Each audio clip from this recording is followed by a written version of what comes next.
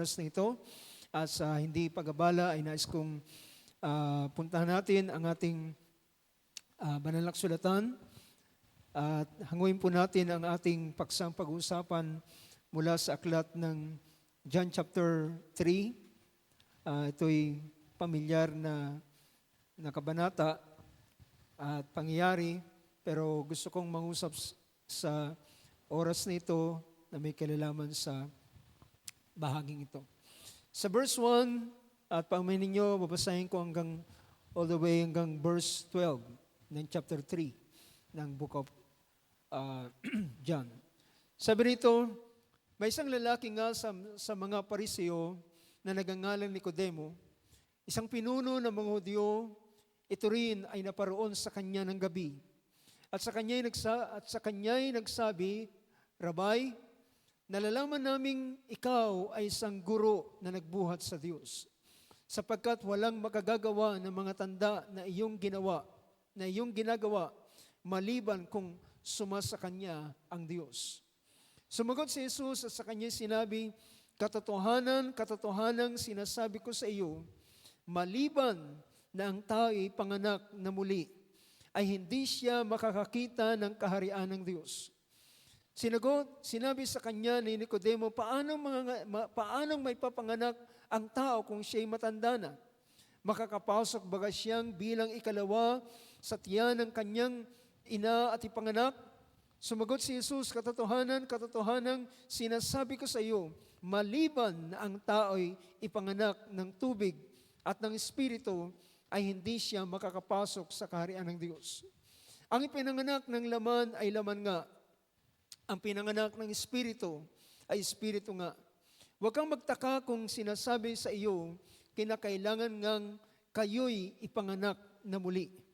Humihihip ang hangin kung saan niya ibig at narinig mo ang kanyang tinig o ang kanyang ugong, ngunit hindi mo nalalaman kung saan nanggagaling at kung saan paroroon, gayon ang bawat ipinanganak ng Espiritu. Sumagot si Nicodemo at sa kanya sinabi, paano mangyayari ang mga bagay na ito? Sumagot si Jesus at sa kanya sinabi, ikaw ang guro sa Israel at hindi mo nauunawa ang mga bagay na ito? Katotohanan sinasabi ko sa iyo, ang nalalaman namin ay sinasalita namin at ang aming nakita ay pinatotohanan namin at hindi ninyo tinanggap ang aming mga patotoo.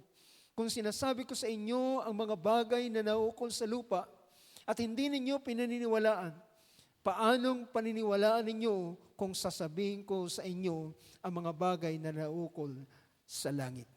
Praise God. Ang Panginoon na magpala sa mga salitang binasa natin. Muli natin sabihin amen. Makakupo tayo sa oras na ito.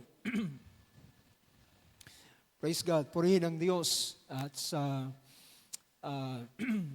kabutihan at kagandang loob ng ating Panginoon ay isang magandang umaga po sa bawat isa. At mamaya pagkatapos ng ating ng message ay meron po tayong ilang announcement na pag-usapan at ating babanggitin pagkatapos ng ating pangalan ng mga salita ng Diyos. Now, narito tayo muli sa salita ng ating Panginoon. At maasa ko na tayo ay ito yung ating patuloy na kinasasabikan sa bawat sandali ang mga salita ng Diyos. Amen ka sa amen to that. Praise God. So, sa oras na ito ay nais kong pag-usapan natin about new birth experience. Ito ay karanasan ng pagkapanganak o ng kapanganakang maguli. A new birth experience. Well, maring ako ay mangungusap lamang ng ilang bagay, pero ang aking babanggitin ay hindi ito ang kabuuang karanasan ng new birth experience.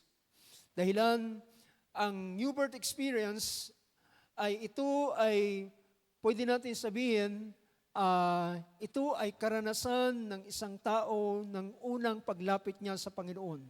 Pero nais kong makita natin mga kapatid na ang new birth experience Ang new birth experience ay hindi lamang ito karanasan ng bagong mananampalataya, kundi ito'y karanasan ng mga mananampalataya mula pa simula hanggang sa katapusan. So, kung sa ilang mga bagay ay ang ilan sa atin ng mga matagal na sa pananampalataya, bumilang na marahil ng ilang taon, ay maaaring sabihin natin,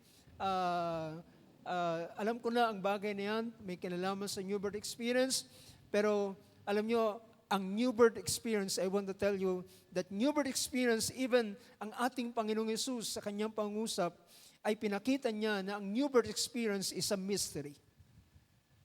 Ulitin ko mga kapatid, ang karanasan ng bagong kapanganakan, ito ay isang misteryo.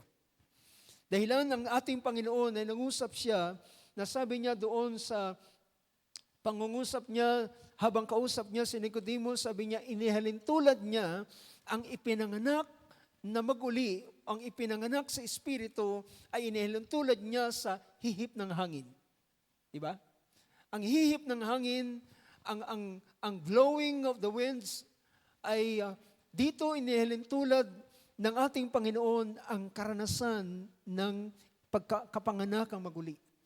Na pinakita niya na ang hangin ay hindi mo nakikita, pero nararamdaman mo siya. Diba?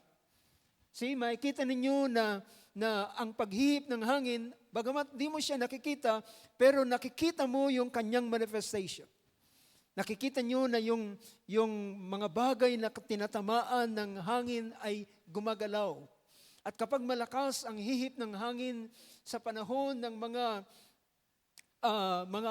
unos, mga bagyo, na kaya nitong baliin na napakalaking puno ng kahoy.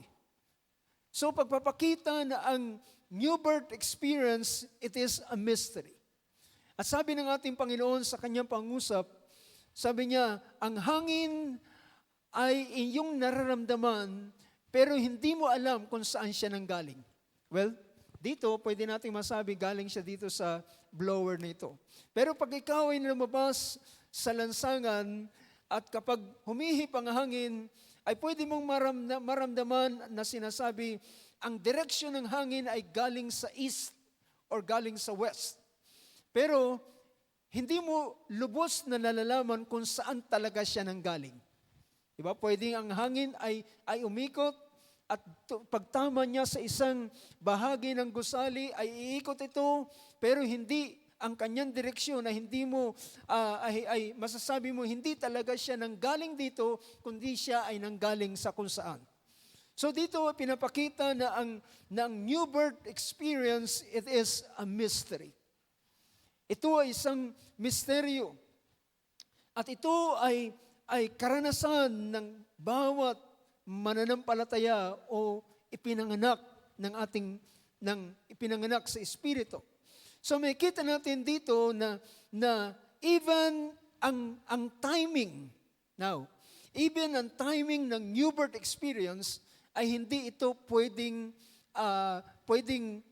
sabihin natin, alam nyo, ngayon, dahilan sa makabagong paraan sa mga panganganak, ay pwede po yung mga nagdadalang tao, or rather yung mga kagampanan na at sa panahon na ng pagde-deliver ng kanilang baby, at kung sila isisisaryan, ay pwede nilang piliin anong petsang gusto nila. Diba?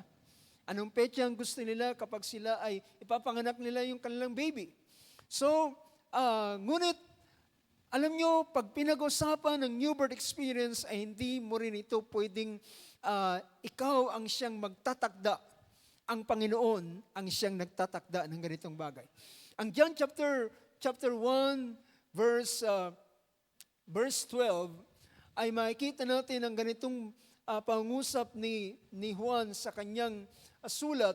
Sabi niya, datapwat ang lahat ng sa kanya ay nagsitanggap, ay pinagkalooban niya sila ng karapatang maging mga anak ng Diyos sa makatwid bagay ang mga nagsisampalataya sa kanyang pangalan, na mga ipinanganak na hindi sa dugo, ni sa kalooban ng laman, ni sa kalooban ng tao, kundi ng Diyos. So ang kaloobang ito, ang kapasyahan ng new birth, ng kapanganakang maguli, ito ay hindi kapasyahan ng tao. Hindi ito kapasyahan ng sino man, ito ay ang Diyos ang nagpapasya. So maaaring ang isang tao ay lumapit sa ating Panginoon at kanyang kinikilala ang Panginoon, pero ang Diyos ang siyang nagtatakda kung kailan ang kanyang tinatawag na karanasan ng kanyang kapanganakan. So may kita natin sa ganitong bagay na about pag pinag-usapan natin ang new birth experience, ay ito ay habang, alam nyo, ito ay naging palasak sa ating panahon. At kahit man sa mga nagdaang panahon, ang tinatawag na born again ay naging palasak. At ito ay sinasabi ng ilan na kapag sila ay nakasapi sa isang religious organization na may pangalang born again o ano pa mang mga bagay riyan, ay sinasabi niya, ako'y born again. At sabi niya, ikaw rin pala ay born again.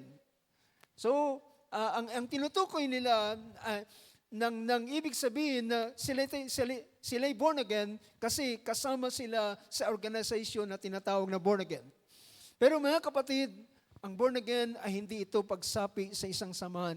It is experience. Ito ay karanasan. Ito ay karanasan.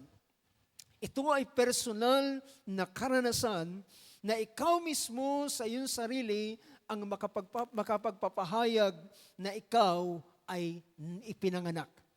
Now, mga kapatid, pwede kong sabihin at ituro sa inyo ang theology o ang aral dito na may kinalaman sa tinatawag na new birth experience, pero ang tanging makapagbibigay ng personal na karanasan nito ay hindi ang aking sinishare sa inyo, kundi ang ating Panginoon mismo.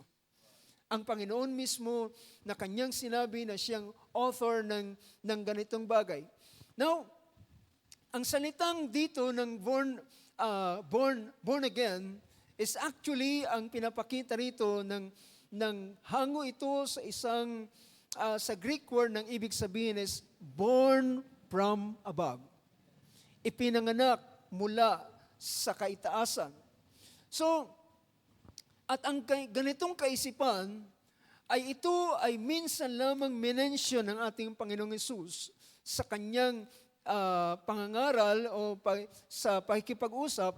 In fact, sa book of Matthew, Mark, and Luke, ay hindi nabanggit ang ganitong mga bagay. Especially lamang ito ay binanggit sa pamamagitan ni John. At si Peter din ay nangusap, may kinalaman sa tinatawag na born-again experience. Na pinakita niya dito na tayo ay ipinanganak na maguli sa pamamagitan ng binhi na hindi nasisira. Na ito ay ang mga salita ng Diyos. Tayo ay ipinanganak na maguli sa pamamagitan ng ng isang buhay na pag-asa sa pamamagitan ng kanyang pagkabuhay na maguli. So makikita natin na ito ay mga ginagamit ng mga apostol at ito ay totoong karanasan ng lahat ng sumampalataya sa ating Panginoong Hesus. Ito ay actual at totoong karanasan ng isang sumasampalataya. Hindi ito ang pag-anib ninyo sa isang samahan, sa isang religious organization, ito ay isang karanasan. Meron pang ilang mga bagay na ginamit din naman ang salitang new birth or born again ay mababasa rin natin ito sa isang pangungusap, bagamat hindi ginamit yung salitang born again, pero ang salita rito ay sabi rito sa chapter 3 ng book of Titus. Titus chapter 3 verse 4 and verse 5. Sabi rito, but when the goodness and loving kindness of God our Savior appeared. But when the goodness and loving kindness of God our Savior appeared, He saves us, not because of works done by us in righteousness, but according to His own mercy, by the washing of regeneration and renewal of the Holy Spirit. So pinakita rito, ang salitang ginamit naman dito ay regeneration. Regeneration. Ito ay, ang tawag dito ay, sa wikang Tagalog ay pagbabagong, sabi niya rito, sa muling kapanganakan at ng pagbabago ng Espiritu. Kung regeneration ang pag-uusapan, ito ay parang sa ibang salin ay pagbabagong lahi. So pagbabagong sa muling kapanganakan ang ginamit, pero yung salitang regenerate. Yung salitang regenerate. So, kung babalikan natin yung chapter na yon na ating binabasa kanina, sa John chapter 3, at dito tayo pupunta sa ilang mga punto na pinakita mismo ng ating Panginoong Hesus. Isang pagkakataon, pumunta ang isang lalaking si Nicodemo sa ating Panginoong Hesus. At ang pinahayag ng Book of John, itong si Nicodemo ay isang Pharisee. At isa siyang ruler of the Jews. Ibig sabihin, ang Pharisee ito, alam natin ang mga Pharisee ay isa sila number one na taga-tuligsa ng ating Panginoon. Tinutuligsa nila ang ating Panginoon. Pero ang lalaking ito ay lumapit sa ating Panginoon at siya ay lumapit sa panahon ng gabi. So ibig sabihin, somehow ang lalaking ito ay niyang in public, makita siya na siya ay pumupunta sa ating Panginoon, kaya pumunta siya sa gabi. At ang kakaiba sa Pariseyong ito ay siya ay kinilala niya ang ating Panginoon as a rabbi. Napansin niyo?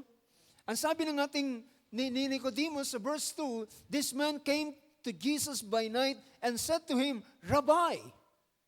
So, ang mga Pariseyo ay bihasa sila na tawaging rabay ang isa kapag sila ay dumaan sa tinatawag na mga, alam natin, pag-aaral at ilang pang mga bagay. Si Gamaliel ay isa sa kilalang rabay at siya ay, si Pablo ay naging estudyante niya at naging tagasunod niya. So, pero isang Pariseo ay lumapit sa ating Panginoon at sinabi niya, Rabbi. Pero, ang pagkilala niya sa ating Panginoon ay hindi dahilan sa anumang titulo na meron siya, kundi sa kanyang paniniwala kung sino ang ating Panginoong Hesus. Diba? Yung pagsasabi niya na siya ay Rabbi, ay pagkilala niya na siya ay Messiah. At sabi rito, hindi ikaw naniniwala ko na ikaw ay guro na galing sa Diyos sapagkat walang makagagawa ng mga bagay na himala na yung ginagawa maliban na ang Diyos ay sumasa iyo.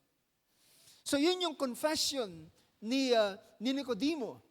And in fact, alam nyo, si Nicodemo ay isa siya na hindi siya nakita sa mahabang panahon ng ministry ng ating Panginoon. But at the end, si Nicodemo ay in-expose niya ang kanyang sarili at pinakilala niya na siya ay disciple of Christ.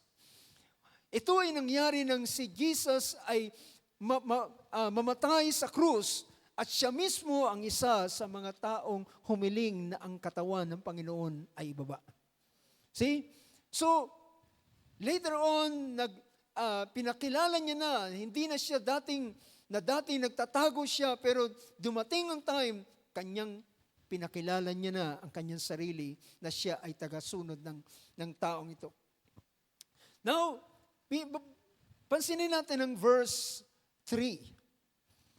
Nang matapos sabihin ng lalaking ito sabi niya, naniniwala ako na ikaw ay guro na galing sa Hudyo, o galing sa Diyos rather.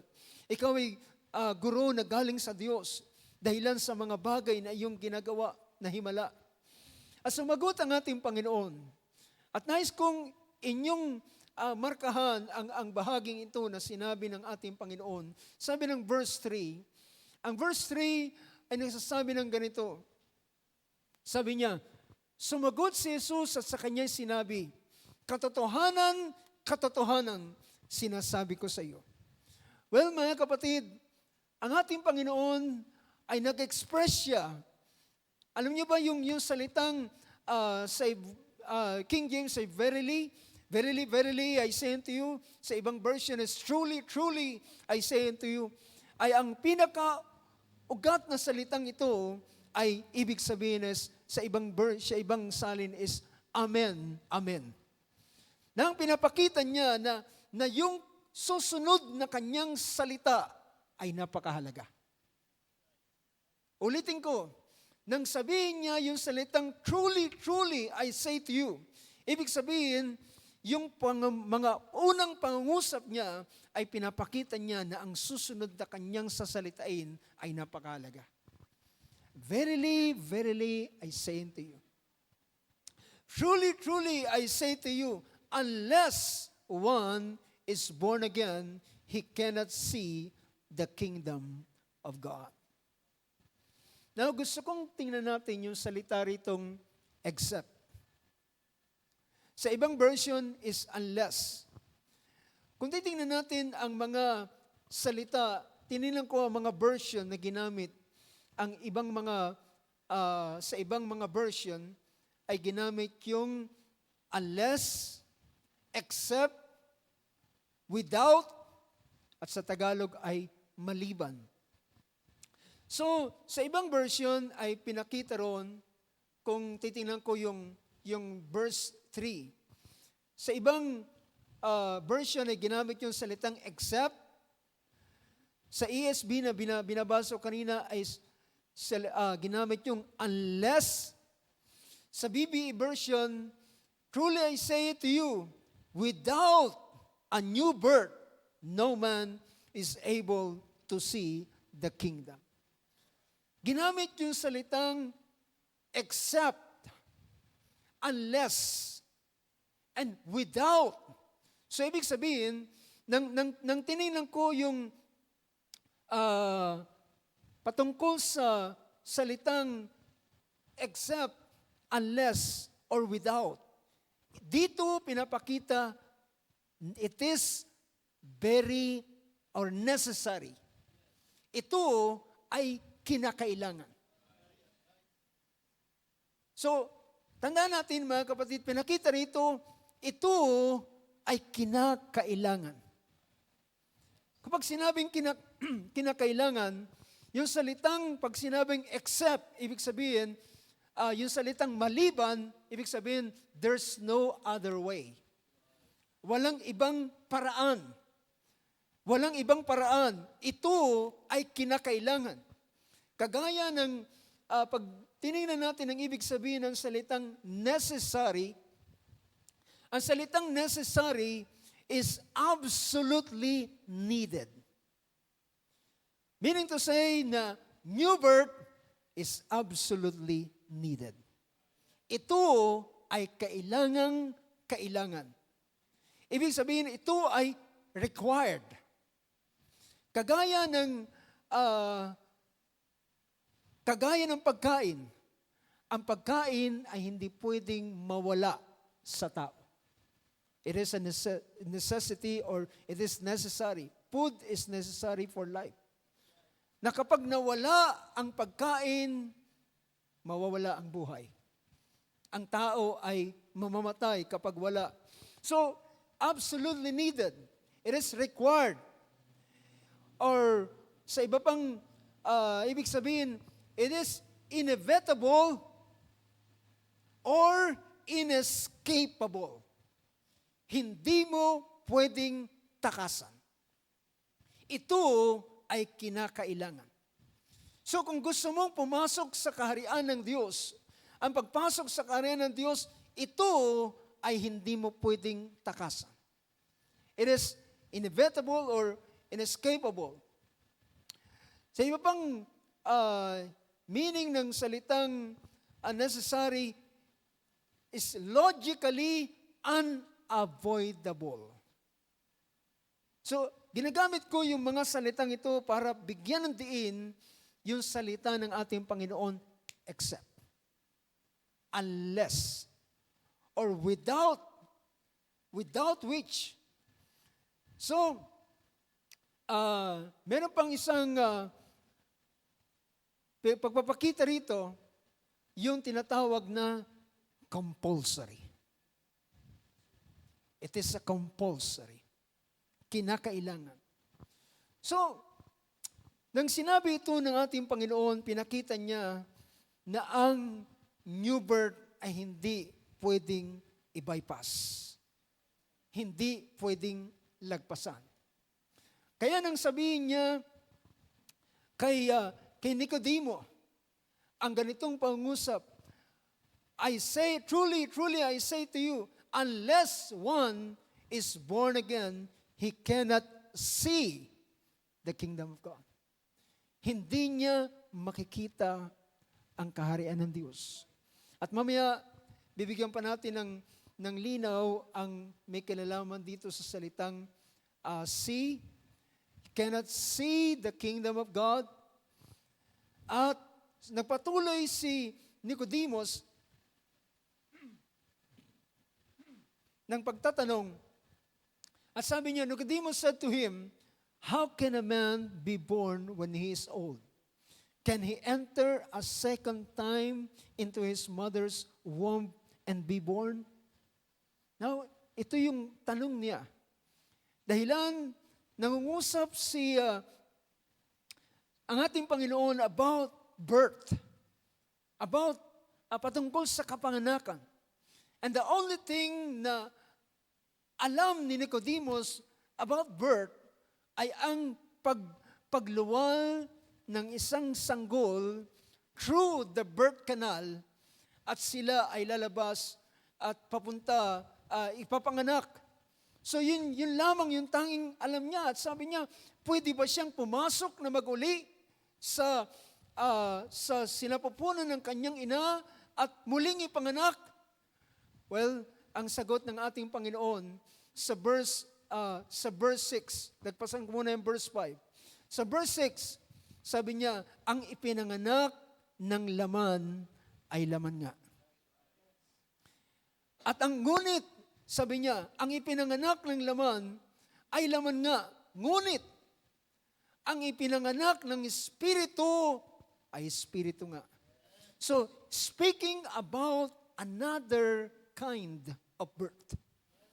Nangungusap siya ng paniba o ibang paraan ng kapanganakan. At pinakita rito, balikan natin yung verse 5.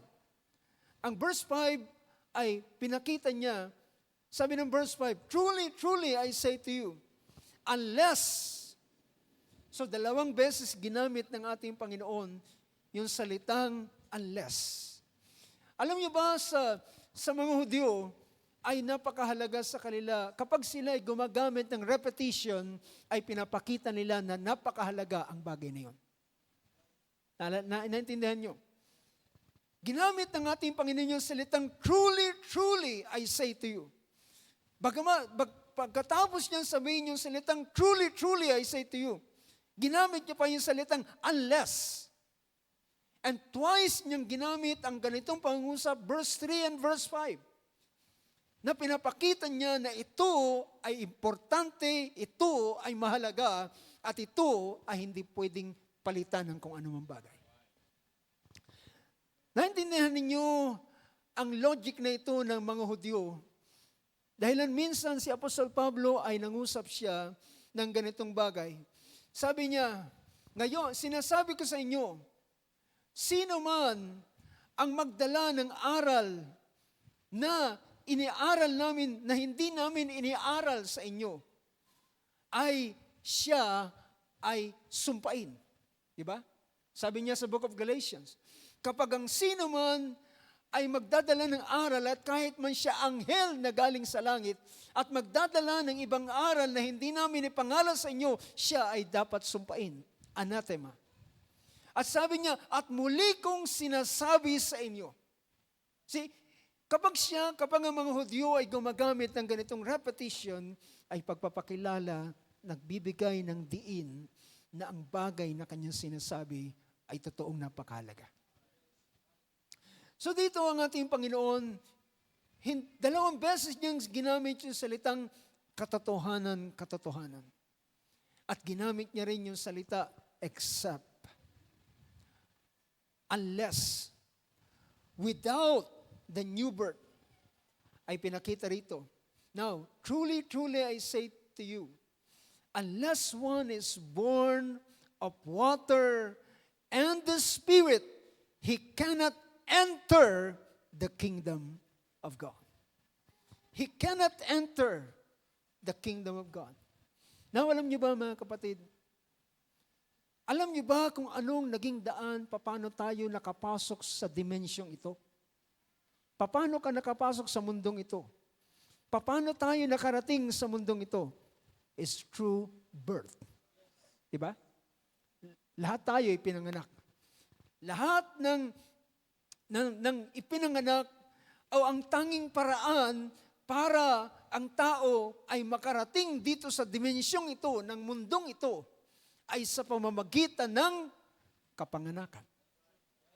At ang tanging paraan para iwanan ang mundong ito ay sa pamamagitan naman ng kamatayan. Diba? So, ang birth, ang kapanganakan at kamatayan, ay ito ay daan ng pagpasok at paglisan sa dimensyong ito. Kaya makita natin, alam niyo ba, ang Hebrews chapter 10 verse 5 ay mababasa natin ng ganito, na kahit man ang ating Panginoon ay hindi siya basta pumunta lamang dito sa ibabaw ng mundo na kagaya ng mga nagdaang mga manifestation ng Diyos. Kundi sabi ng verse 5, sabi dito, wherefore when He cometh into the world. When He cometh into the world, nang siya'y pumasok o dumating sa sanlibutan ito, He said, sacrifice and offering thou wouldest not, but a body hast thou prepared me. Nang ang ating Panginoon ay para siya pumasok dito sa ibabaw ng lupa, ay kinakailangan niyang pumasok sa legal na paraan. Alam niyo ba, ang legal na paraan para makapasok ka sa mundong ito is through birth.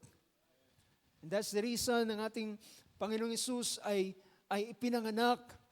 Hindi siya basta dumating dahilan kung kagaya ng tinatawag na manifestation ng una, yung anghel mga kapatid ay darating at pagdating ng anghel ay magsasalita siya at mangungusap siya pero karakas siya ay alis dahilan hindi siya para sa daigdig na ito. You get the point? Hindi siya para sa daigdig na ito. Iba ang dimensyon na kanyang kinaroroonan. Hindi siya para sa lugar na ito. Kaya makikita natin na ng ating Panginoon ay legal na pumunta dito sa ibabaw ng lupa, ay kinakailangan niyang dumaan sa kapanganakan at kinakailangan niya ng isang katawan. To be legally na siya ay manatili dito sa ibabaw ng sanlibutan. So, ngayon naman, ang aking pinapakita sa oras na ito, na ang tanging paraan din naman ng pagpasok sa kaharian ng Diyos is through birth. Sa pamamagitan din naman ng tinatawag na kapanganakan. There's no other way. Walang ibang paraan upang ang tao ay makapasok sa kaharian ng Diyos. Pinakita na ito ng ating Panginoon, except a man be born again. unless a man, maliban sa pinakita niya ang ganitong bagay. Now, kung ating titingnan ang ilang mga pangusap ng banal na sulatan, sa verse 3 and verse 5 ay ginamit doon yung salitang, maliban ang tao'y panganak na maguli, ay hindi siya makakakita sa kaharian ng Diyos. Ang salitang makakakita diyan, ang Gregong salita na ginamit diyan is na to see is eido, na ibig sabihin is to perceive by any of the senses. O yung tinatawag na makakita. Now, alam niyo ba na ang tao ay isang sabihin natin yung natural man. Ang natural na tao ay hindi siya kailanman makakaunawa ng spiritual na mga bagay. Kahit man ang ating kausap ng ating Panginoon si Nicodemus, ang ating Panginoon ay nangungusap ng spiritual na bagay. Si Nicodemus ay natural birth ang nasa kanyang kaisipan. At hindi sila magpanagpo, hindi sila magpangabot, hindi sila magkaintindihan. At sabi ng ating Panginoon sa kanyang pagpapatuloy, sabi niya, ang sagot ni Nicodemus sa verse 9, how can these things be? He cannot comprehend it. Hindi niya ito kayang unawain. How can these things be? Paano ito mangyayari? At sinagot siya ng Panginoon. Sabi niya, Nicodemus, guro ka ng Israel. Hindi mo alam ang bagay na ito. Guro ka ng Israel. Are you the teacher of Israel, yet you do not understand these things? See, ganun, sinabi ng ating Panginoon, verse 11, truly, truly, I say to you, we speak of what we know. We speak that we do know. Nangungusap, sabi niya, nangungusap kami, o nangungusap ako, ng bagay na aking nalalaman. At ako'y nagpapatotoo sa mga bagay na aking nakita. Ngunit hindi nyo pinaniniwalaan ang aking patotoo. Ganon ka pangungusap ng ating Panginoon na kanyang pinahayag, sabi niya, ang sinasabi ko sa iyo ay aking nalalaman. Ang pinapatotoo ko sa iyo ay aking nakita. Ang ating Panginoon ay nangungusap ng tunay na bagay. Though it is spiritual, bagamat ito ay spiritual na bagay, but He is speaking real thing. Ang banal na kasulatan ay nagsasabi na ang nilikha ng Diyos ay visible and invisible. Ang Colossians chapter 1 ay nagsasabi na ang nilikha ng Diyos is both visible and invisible. Kaya hindi lahat ng sinasabing nakikita mo lamang ay yun lamang ang iyong paniniwalaan. May mga bagay na hindi nakikita, yet ito ay real. There are things na hindi nakikita, pero iyan ay real. Now, alam niyo bakit ngayon ay naniniwala tayo na merong mga planeta, hindi naman natin nakikita may planeta. Pero dahilan sa pagtuklas ng siyensya, dahilan sa paglipad ng mga satellite sa kalawakan at sa pamamagitan ng kanilang mga makapangyarihan o ng teknolohiya ng mga telescope, mga powerful telescope nila ay yung million miles ay nagagawa nilang sabihin na merong pang ibang mundo bukod sa atin. Merong pang ibang mga planeta Bukod sa atin na may mas malapit pa kaysa sa araw, nariyan ang Mercury, nariyan ang Venus, at may sumunod pa sa atin, nariyan ang Mars. At meron pang mas malayo pang mga planeta. Pero hindi natin nakikita, pero tayo'y naniniwala. Dahilan meron nagpatotoo. Diba? At gayon din ang ating Panginoon, nangungusap siya ng mga bagay na makalangit, sabi niya rito. Verse 12, I have told you earthly things, and you do not believe. How can you believe if I tell you heavenly things? Ang ating Panginoon, ng pagdating dito sa ibabaw ng lupa, hallelujah, ang sabi ng banal na sulat, sabi ng ating Panginoon in His confession, behold, a greater than Solomon is here. A greater than Solomon is here. Si Solomon, ang lahat ng kanyang karunungan at kanyang katalinuhan, ang lahat ay dito lamang sa ibabaw ng lupa. Ang lahat ng kanyang pinapahayag ng mga proverbs, mga kawikaan, mga karunungan, mga observation niya na kanyang sinasabi, lahat ng ito ay observation niya dito sa ibabaw ng lupa. Pero nang dumating ang mas dakila kay Solomon, ang pinapahayag niya ay mga bagay ng langit. Heavenly things. He's speaking about heavenly things. And when He speaks heavenly things, He speaks even heavenly, or yung tinatawag na birth, or born, to be born from above. Ang kapanganakan mula sa kaitaasan. I have told you earthly things, and you do not believe. How can you believe if I tell you heavenly things? Now mga kapatid, gusto kong makita natin na ang ipinanganak na maguli at ang hindi nakakaranas ng kapanganakan ay may malaking pagkakaiba. Ano malaking pagkakaiba? Sabihin natin, ako nag-church siya, hindi. Hindi yun ang pagkakaiba, mga kapatid. Ang pagkakaiba ng dumaan sa new birth at ang hindi dumaan sa new birth is the understanding. Ang pagkaunawa sa mga bagay na espiritual ay magkaiba. Yung tao na hindi dumaan sa new birth, hindi siya kailanman makakaunawa ng mga espiritual na mga bagay. Now, kung ating titingnan dahilan, yan ang sinabi ng ating Panginoon sa verse 3. Except a man be born again, he cannot see the kingdom of God. He cannot see, yung salitang see is to perceive by any of the senses. Now mga kapatid, ang tao ay merong natural 5 senses.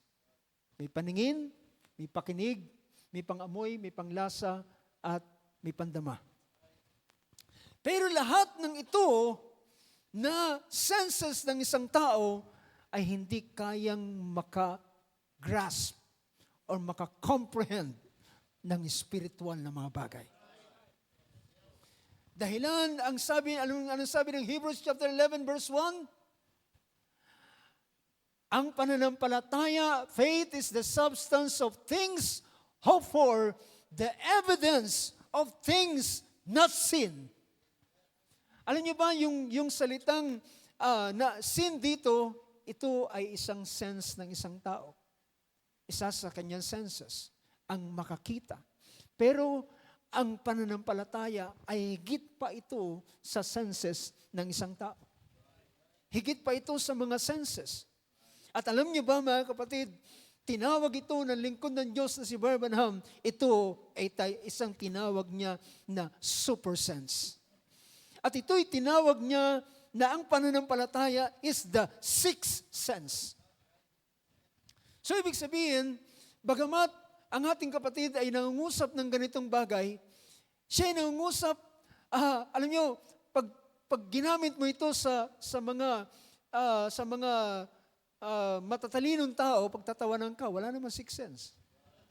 Diba? It's only 5 senses. Pero mga kapatid, merong ika-6 na pandama at ito ay ang pananampalataya. At ang ika-6 na pandamang ito ay ito ang nakakakita at nakakaunawa ng mga bagay ng Diyos.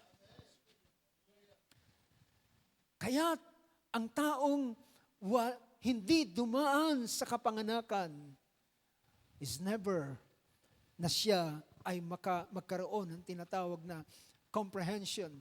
Well, kaya niyang basahin ang Biblia, kaya niyang kabisaduhin ang Biblia, pero mga kapatid, ang mga bagay na yung tinatawag nating katotohanan, doon sa likod ng mga salita ng Diyos, ay ito ay hiwaga, sabi ng Banal na Kasulatan.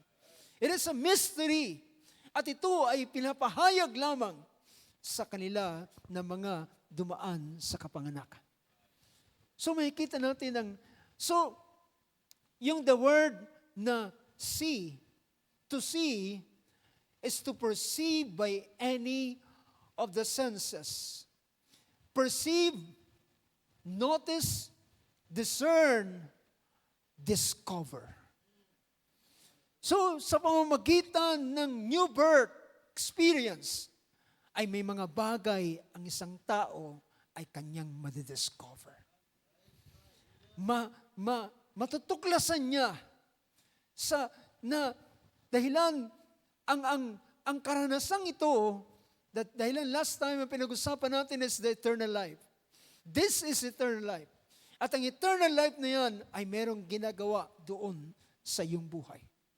Meron siyang ginagawa.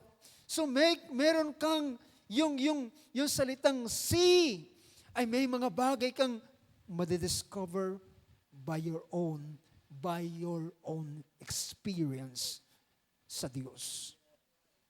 By your own experience.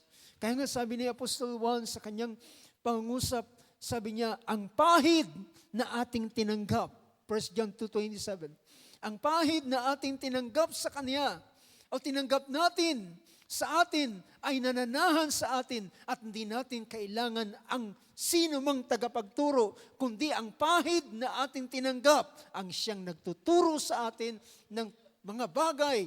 Sabi niya, kayo'y tinuturuan ng kanyang pahid tungkol sa lahat ng bagay, mga bagay ay siyang katotohanan at hindi kasinungalingan. At kung paanong kayo'y tinuturuan niya, nito ay gayon kayong manahan sa Kanya. Manatili kayo sa Kanya dahilan ang Kanyang tinuturo is not just a fact. Ang tinuturo niya ay ang katotohanan. At higit sa lahat, ito ay mga bagay na makalangit. So, to perceive, to see, is to perceive by other senses. Perceive, notice, discern, and discover is to, yung salitang, sa isa pang pinapakita rito, yung salitang to know, get knowledge, or understand and perceive. Napansin ninyo ang sinabi ng aklat ng, tinan natin dito sa aklat ng Romans, or I should say, 1 Corinthians. 1 Corinthians chapter 2. 1 Corinthians chapter 2, verse 14. Tingnan ninyo yung pangungusap ni Apostol Pablo rito. Sabi niya, ngunit ang taong ayon sa laman, sa wikang Ingles, sabi rito, the natural person does not accept the things of the Spirit of God. The natural man. The natural man. Ang natural man is the unregenerated person. Ang isang taong hindi nakaranas ng kapanganakan. The natural person does not accept the things of the Spirit of God, for they are folly to him. Kamangmangan. Hindi niya maliit ang kanyang paningin sa bagay nito. Ibig sabihin, hamak. kamangmangan, walang kwenta. Ang mga bagay na yan, dahilan nakabastay siya sa mga bagay na kanyang nakikita, mga bagay na kanyang totoong pakinabang sa kanya. At laging niyang iniisip kung may papakinabangin siya sa bagay na yun, then go siya sa bagay na yun. Pero if not, ay sabi niya, sorry na lang. The natural person does not accept the things of the Spirit of God, for they are folly to him, and he is not able to understand them because they are spiritually discerned. Sa paningin at sa pagsusuri ng taong ito ay bagsak para sa kanya, dahilan siya ay natural na tao. He's a natural person. Isa pa, bukod sa rito, sabi ng aklat ng 2 Corinthians chapter 4, verse 4, ang kalalagayan ng tao ay ito. Bukod sa ang tao sa kanyang sarili, ay hindi niya kayang makomprehend ang spiritual na mga bagay, na ito ay totoong napakahalaga. Ang 2 Corinthians 4, sabi rito ng verse na ito, in whom the God of this world hath blinded the minds of them which believe not. Ang Diyos ng sanlibutan ito ay binubulag ang mga mata nino ng mga hindi sumasampalataya. Ang mga hindi sumasampalataya ay napakadali nilang malinlang ng kaaway dahilan ang wala silang alam sa mga bagay na spiritual. At ito ay pilit na kinukublis sa kanila, tinatago sa kanila, dahilan kapag meron silang nalamang spiritual na bagay, magbabago ang kanilang pag-isip at sila ay sasampalataya at sila ay maliligtas. At sila ay magbabago at iiwanan nila. Alam niyo, sabi ng banal na kasulatan, they shall know the truth and the truth shall set them free. Pag nalaman ng isang taong katotohanan ay magpapalaya sa kanya. So, merong ganitong mga factor sa buhay ng isang unregenerated, sa buhay ng isang hindi nakaranas ng kapanganakan. Now, nakikita niyo ba ang pagkakaiba? Hindi lang ang pagkakaiba nila ay pag-Sunday.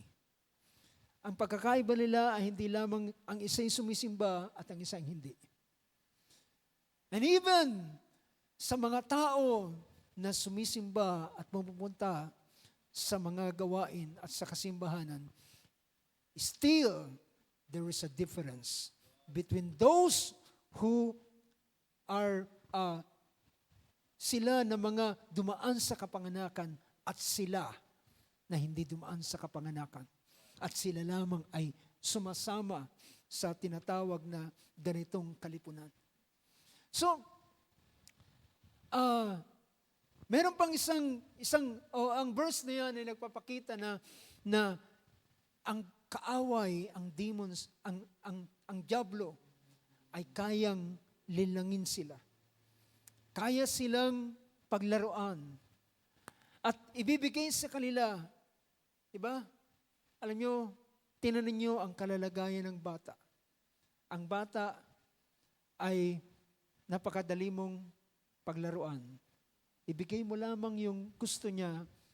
Meron siyang mahalagang, minsan meron siyang, hawak niya yung cellphone mo, at alam mo, yung cellphone mo ay pwede niyang maibagsak, at pwede niyang masira. Gagawin mo, kukuha ka ng mas magandang bagay, ng isang magandang bagay na nakaka-attract sa kanyang paningin. Sabi mo, bigay mo yan sa akin, ito na lang sa'yo.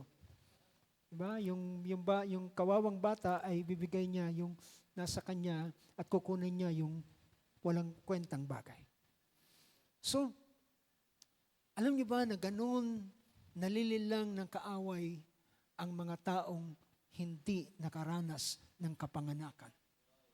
Ang isang tao na hindi alam ang mga bagay na makalangit. Can you imagine, mga kapatid? Ako hindi ko kayang liripin paano ang mga tao sa panahon ng Dark Ages ay binibigay nila ang kanilang buhay alang-alang sa pananampalataya. Binubuwis nila ang kanilang buhay, handa silang mamatay alang-alang kay Kristo.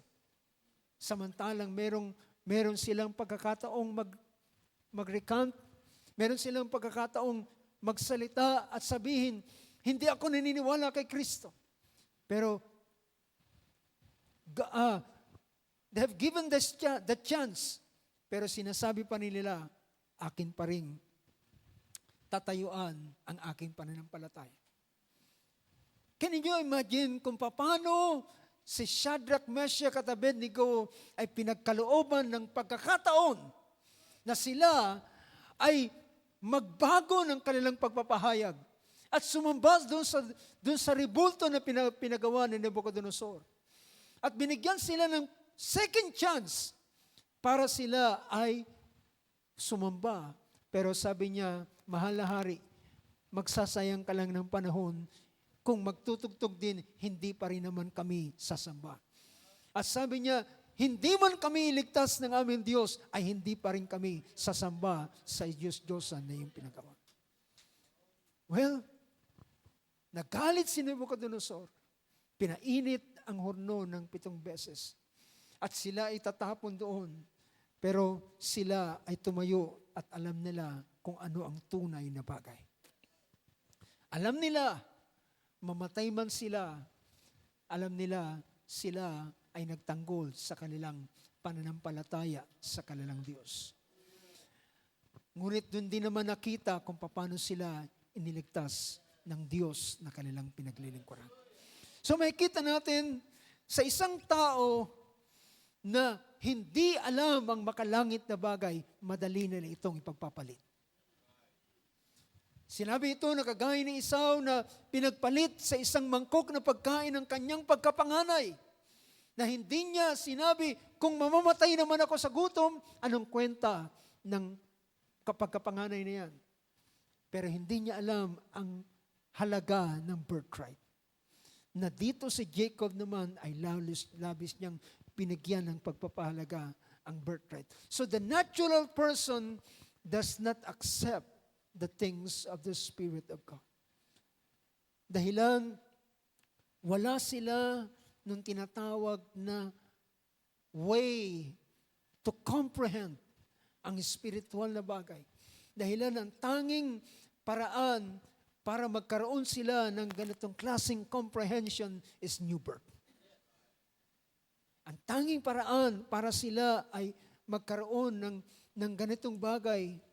Now, tingnan pa natin, sa isang talata ng 2 Corinthians chapter 3, verse 14, mababasa natin ang ganitong bagay. Sinabi pa ito ni Apostol Pablo. Pinakita niya ang ganitong pangusap. Ano ang kalalagayan ng isang, kagaya ng isang natural man na hindi nakaranas ng new birth? Sabi rito, Verse 13.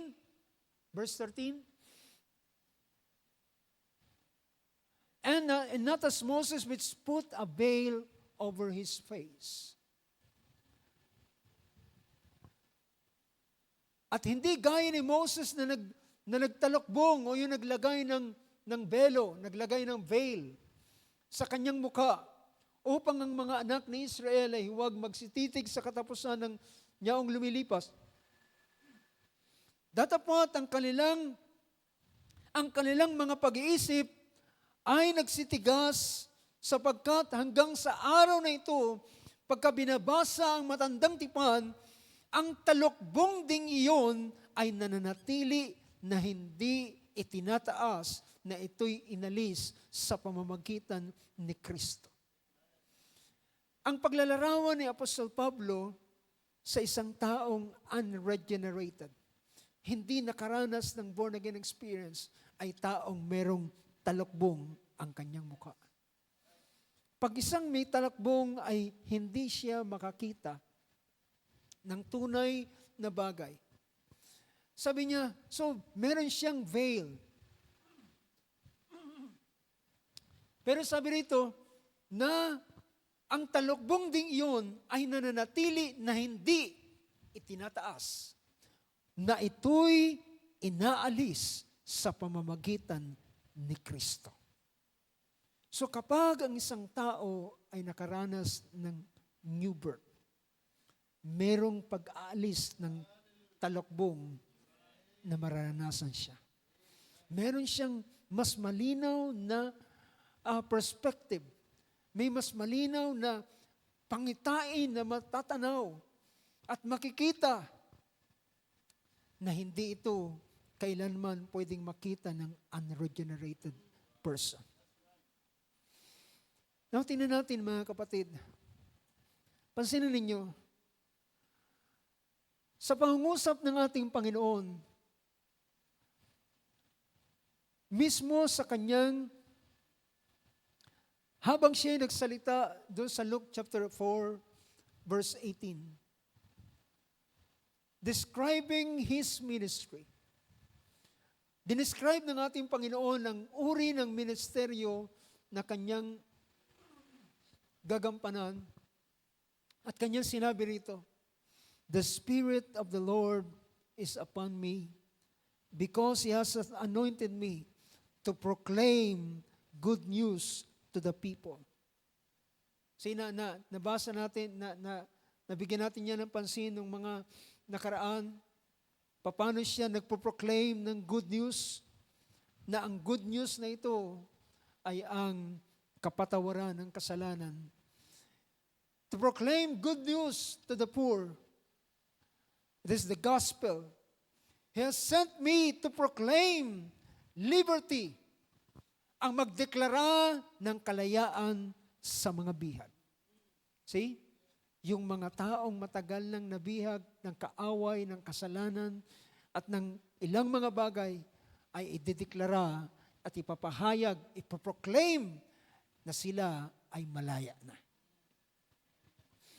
At meron pang isang bahagi rito bukod sa proclaim liberty to the captives, merong isang portion dyan na sinabi, and recovering of sight to the blind. Recovering of sight to the blind. Mga kapatid,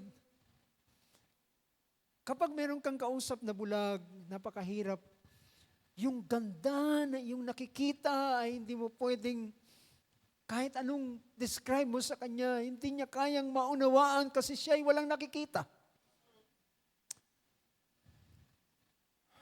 Alam ko, kaawa-awa ang isang taong natural na bulag. But I just want to use this example para lang maintindihan niyo. Hindi natin hinahamak ang isang bulag, kundi pinapakita ko lamang ang pagkakaiba. Pwede mo sabihin, ikaw na nakakita ng rainbow, na nakita mo ang 7 kulay, shades ng kulay ng rainbow. Merong pula, orange, green, may blue, may violet, may indigo. At paano mo ito di-describe sa kanya? Na napakaganda ng rainbow. Sabi, ang ganda ng kulay. Pero mga kapatid, wala siyang maintindihan dahil siya'y bulag. But the promise, ang pangako, is the recovering of sight to the blind. Is the recovering of sight to the blind. Ito ay maranasan ng isang taong dadaan sa kapanganakan. Yung makakakita siyang muli. So ibig sabihin ng taong ito, ang kalalagayan ng anak ng Diyos ay dati silang nakakakita. Pero dahilan sa kasalanan, sila ay nabulag sa dahilan sa kasalanan. At ang ginawa ng kaaway Kagaya ng ginawa ng kaaway sa ating Panginoong Hesus. Sabi niya, pinakita niya sa kanya ang kalawalatian ng sanlibutan. Tingnan mo, ang kalawalatian ng sanlibutan at lahat ng karangyaan at lahat ng mga bagay at kayamanan na narito, lahat ng yan ay ibibigay ko sa iyo kung ikaw ay luluhod at sasamba sa akin. Ngunit ang ating Panginoon ay hindi siya bulag. Alam niya ang katotohanan. At kanyang sinabi, Satanas, sabi niya, wala kang ibang paglilingkuran at sasambahin maliban ang Panginoon mong Diyos lamang. You know, brothers and sisters, ang mundong ito sa isang taong hindi nakaranas ng kapanganakan na maguli ay pwede niyang ipagpalit kahit ang kanyang kaluluwa, sabi pa nga ng iba. Ang iba ay pinagbibili ang kanilang kaluluwa kay Satanas. Makamtan lamang ang karangyaan, katanyagan, at kayamanan ng mundong ito. Makamtan lamang ay handa nilang ipagbili. But brothers and sisters, ang isang tao na nakakaalam na isang taong dumaan sa kapanganakan, alam niya ang katotohanan. Alam niya na mga bagay sa buhay na ito ay pansamantala lamang. At ang bagay na narito sa mundong ito, lahat ay lilipas. Kahit man ang sariling kagandahan at karangalan at kalawalatian ng isang tao, lahat ng yan ay lilipas. Pero isang pinangako ng Panginoon is the recovering of sight to the blind. Ang pagkabalik ng kanyang paningin at kanyang makilala na siya ay hindi na captive. Siya ay isa ng malaya. Tingnan natin mga kapatid. Tingnan nyo ang isa pang pangusap ng ating Panginoon. Ito ay mismong commission ng Diyos kay Apostol Pablo. Chapter 26, verse 18.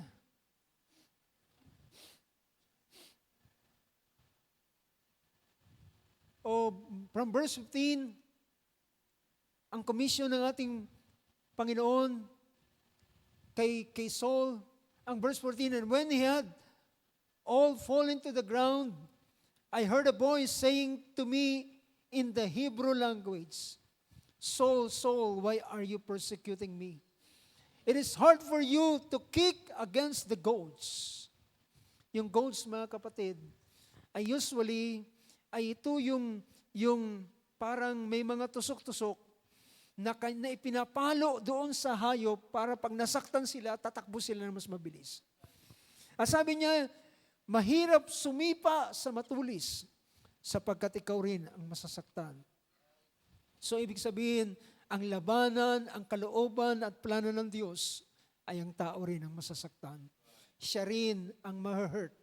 Kapag sumipa ka sa bato, sumipa ka sa matulis, ikaw ang masasaktan at ikaw ang masusugatan.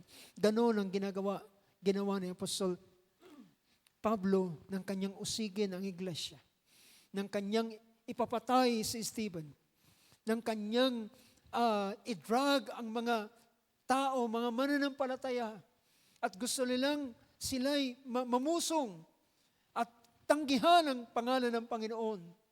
Pero nasumpungan ni Pablo ang kanyang sarili na siya ay nabulag. At sabi rito, and I said, who are you, Lord? And the Lord said, I am Jesus whom you are persecuting. Akong si Jesus na iyong inuusig.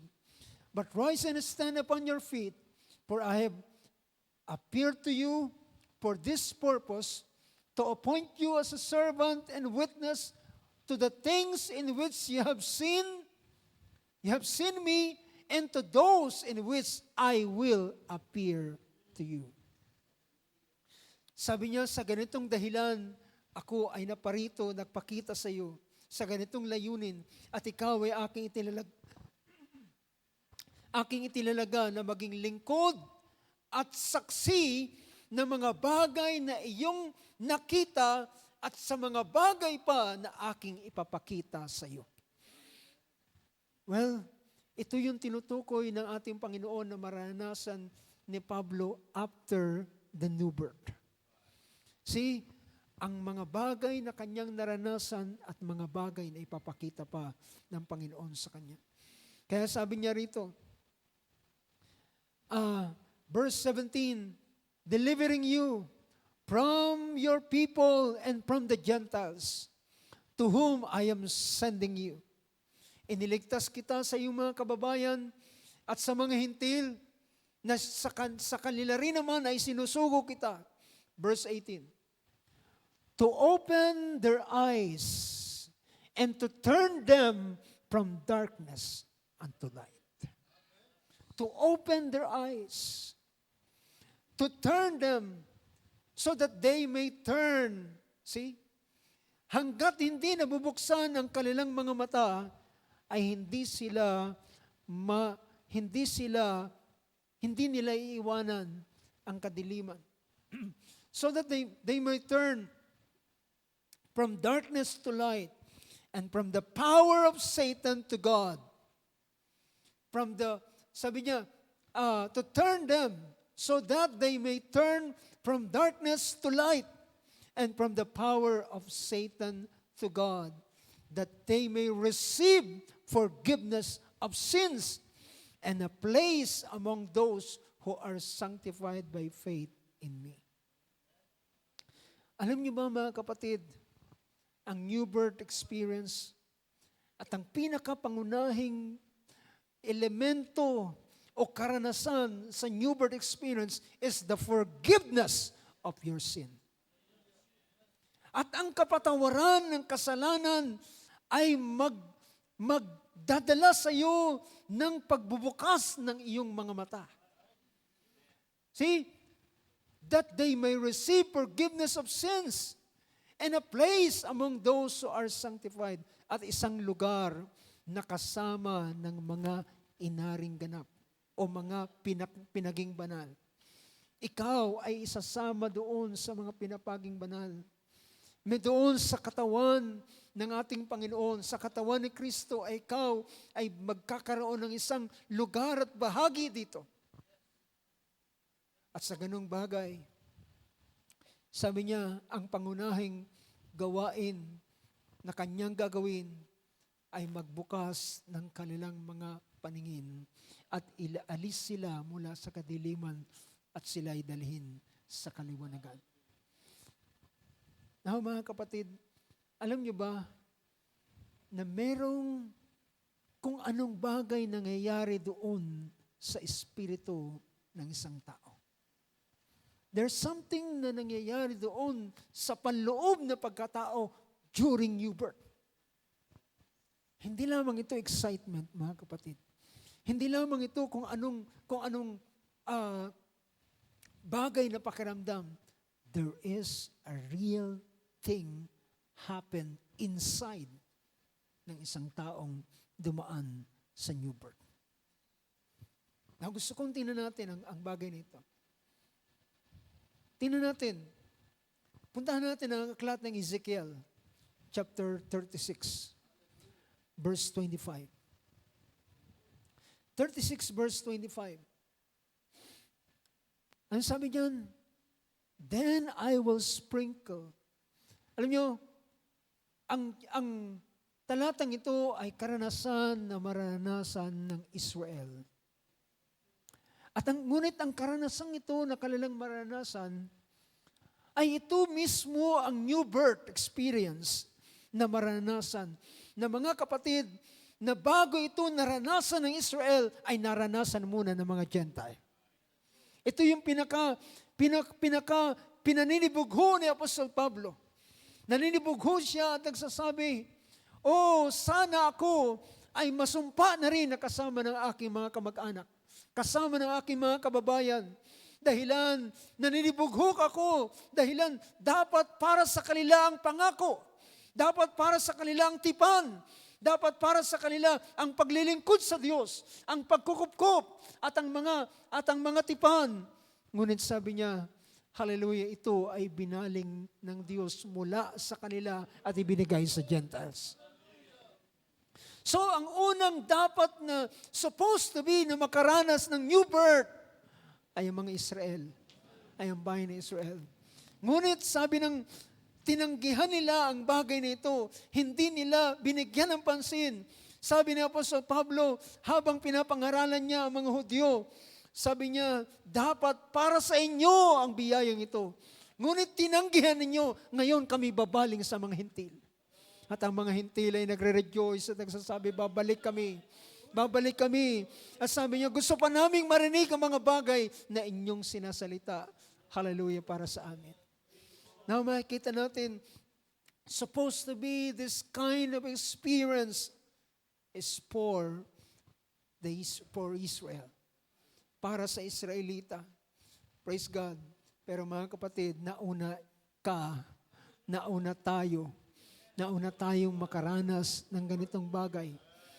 Hallelujah. At sabi rito ng verse na yan, then will I sprinkle a clean water upon you.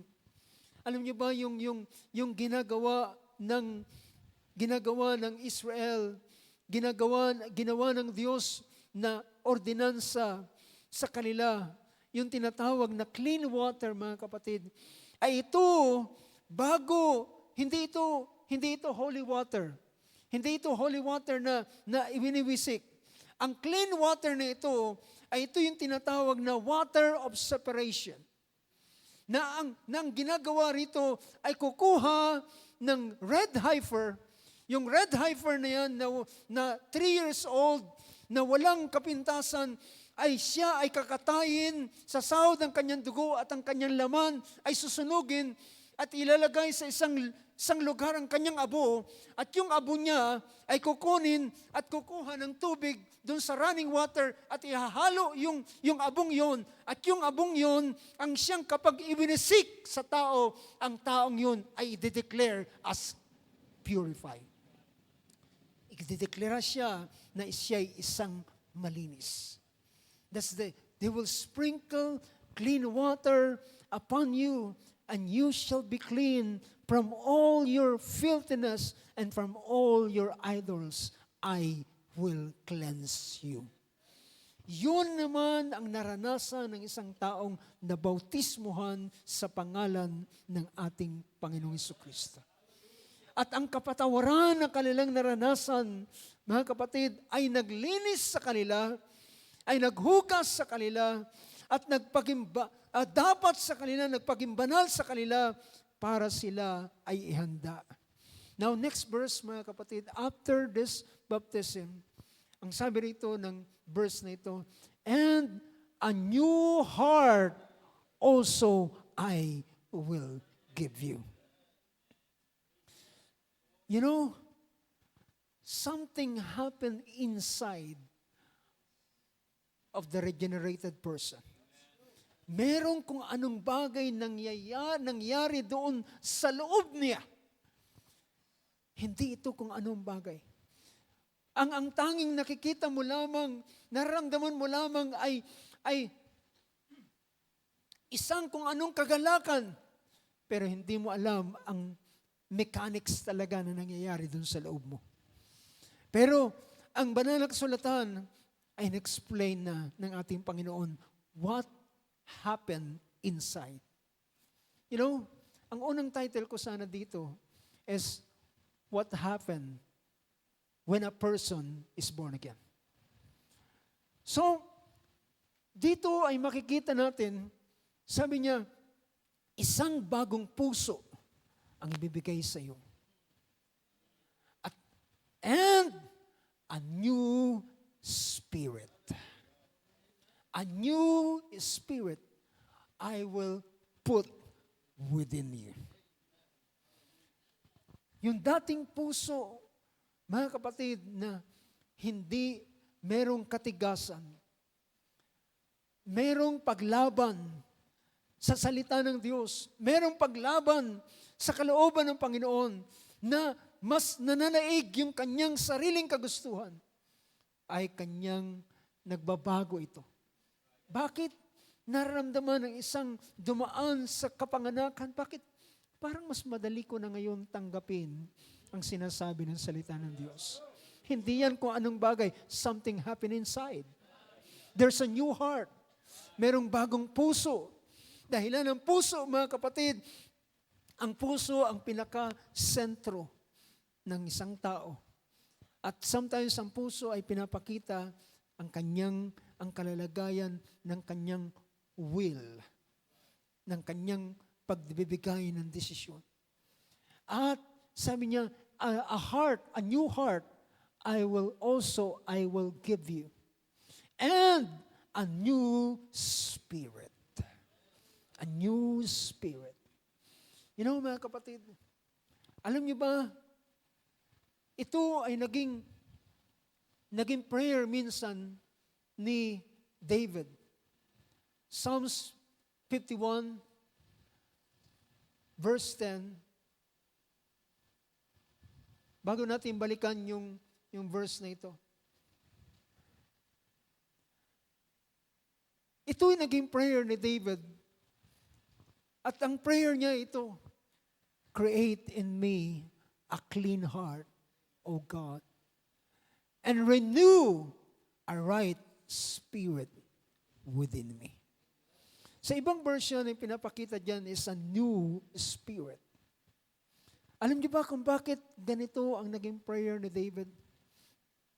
Dahilan nang siya ay mahulog sa pagkakasala kay Bathsheba.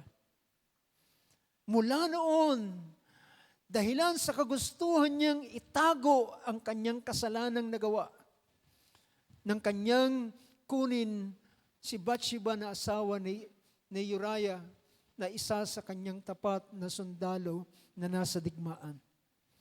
At dahilan sa kagustuhan niyang itago ang kanyang pagkakasala, marami siyang mga devices.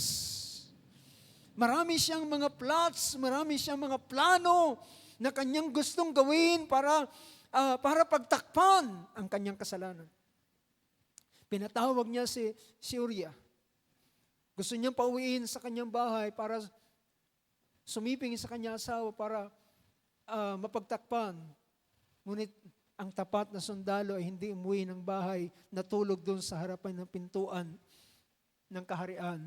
At pagbukas ng pintuan ni David, nakita niya si Uriah ay nandun nakahiga at natutulog. At sabi niya, bakit di ka umuwi? Sabi ni Uriah, hindi ko kayang gawin yun ng aking mga kasamang mga sundalo ay nakikipagbaka at ako'y uwi sa aking bahay, magpapahinga at sisiping sa aking asawa. Hindi ko kayang gawin yun. Well, napakatapat na sundalo. Then there's no other option si David kundi ipapatay ang kawawang si Uriah. At binigyan niya ng sulat si Joab na kanyang kapitan, pinadala, sabi niya, ibigay mo ito, sabi niya kay Uriah, bigay mo ang sulat na ito kay Joab, na iyong kapitan. At nang mabasa ni Joab, ang ibig sabihin, ilagay mo sa pinakamainit na labanan si Uriah at mag-withdraw kayo. At doon namatay si Uriah. At dito, nang siya ay kumprontahin ng isang propeta ng Diyos at sinabi, ikaw ang taong yun, David. At nang siya ay makompront sa kanyang kasalanan, siya ay nanalangin ng ganito, likaan mo ako ng isang malinis na puso at maglagay ka ng isang bagong espiritu na tama sa akin. Dahilan na puno siya ng maraming maling haka at maling pagpaplano. Dahilan para kanyang pagtakpan ng kanyang kasalanan. But brothers and sisters, ang isang tao na dadaan sa new birth experience, lalagyan siya ng Panginoon ng bagong puso at bibigyan siya ng bagong spirito o bagong diwa, bagong kalalagayan ng kanyang pag-iisip. Something, mga kapatid, ang new birth ay totoong nangyayari doon sa loob. Hindi ang labas ang pinapanganak, kundi ang loob. Merong bagay na nagaganap doon sa kaibuturan ng kanyang kalooban. Let's go back to Ezekiel chapter 36. At sabi roon, and a new spirit will I put within you, and I will take away the stony heart out of your flesh, and I will give you an heart of flesh. Ibig sabihin, ang lahat nagiging magaan, ang lahat ng mga bagay at kusang na ibibigay, ito hindi dahilan sa kung anumang bagay merong nangyari doon sa loob mo. Something happened inside. Merong bagay na nangyari doon sa loob ng isang dumaan sa regeneration. Regeneration. Yung dating, usually sa regeneration ay pagbabagong lahi. Tayo, ang gene na nananalaytay sa atin ay ang gene ng ating mga magulang. At ang ugali ng ating mga magulang. At ang mga gawi at paraan ng ating mga magulang. Pero sa pamamagitan ng new birth ay merong merong bagong binhi na gumagawa at ito ay ang binhi ng salita ng Diyos ng ating Panginoon na gumagawa sa Kanya. So, sabi rito, and I will take away the stony heart out of your flesh, and I will give you an heart of flesh. And I will put my spirit and cause you to walk in my statutes, and you shall keep my judgment and do them. So ito yung bagay na nangyayari doon sa loob niya. Bakit ang tao ay nagpapasimulang makakomprehend ng mga spiritual na bagay? Because there is a new spirit. Merong panibagong diwa. Merong panibagong kaisipan. At yung kaisipang yun ay sinabi ng ating Panginoon dahilan ito ay kanyang inilagay. Naalala ko ang ating Panginoon ay kanyang tinanong ng mga alagad. Sabi niya, Panginoon, bakit ka nangungusap ng talinghaga sa kanila? At sabi niya, at sabi ng ating Panginoon, nangungusap ako ng talinghaga sa kanila dahilan, tingnan natin ang verse na ito sa aklat ng Matthew chapter 13.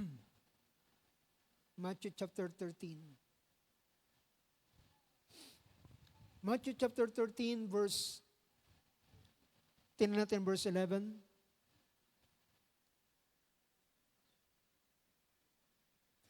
He answered and said unto them, because it is given unto you to know the mysteries of the kingdom of heaven.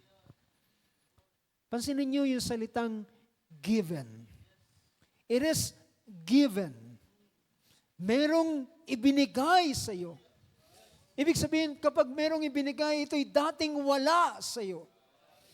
There is, sabi niya, merong because it is given unto you to know the mysteries of the kingdom of heaven.